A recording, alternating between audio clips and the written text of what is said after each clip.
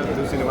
ഭയങ്കര സന്തോഷം. കോമിക്കലായിട്ടൊരു ചെറിയൊരു വേഷമാണ് ഞാൻ അഭിനയിച്ചിരിക്കുന്നത്. മൊത്തത്തിൽ ഇങ്ങനെ ഒരു സിനിമയുടെ ഭാഗമാകാൻ പറ്റുന്നത് തന്നെ ഭയങ്കര സന്തോഷമായിട്ടാണ് ഞാൻ കരുതുന്നത്. സോ അതുകൊണ്ടാണ് ഇങ്ങനെ ഒരു ഭയങ്കര സന്തോഷം. പടം തിയേറ്ററിലിരുന്ന് കാണുകയും ഭയങ്കര ഫീലുള്ളൊരു സിനിമ, എല്ലാവർക്കും വെക്കേഷന് വന്ന് കാണാൻ പറ്റുന്ന, ഫാമിലിയായിട്ട് കാണാൻ പറ്റുന്ന, ഇപ്പോൾ ഹൊറർ കോമഡിയാണ്, കുട്ടികൾക്ക് കാണാൻ പറ്റുന്നൊരു ഹൊറർ പടമാണ്.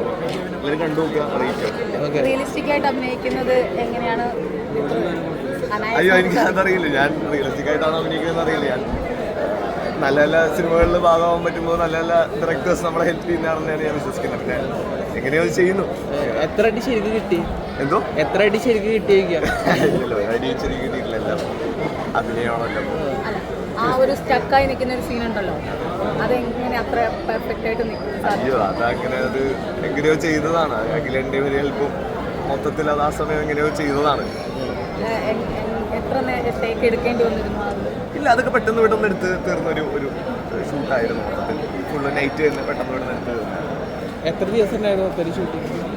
മൊത്തത്തിൽ പണം കുറേ എനിക്ക് കുറച്ചേ ഉണ്ടായിരുന്നുള്ളൂ. ഞാനൊരു 10 ദിവസത്തിൽ താഴെ ഉണ്ടായിരുന്നു.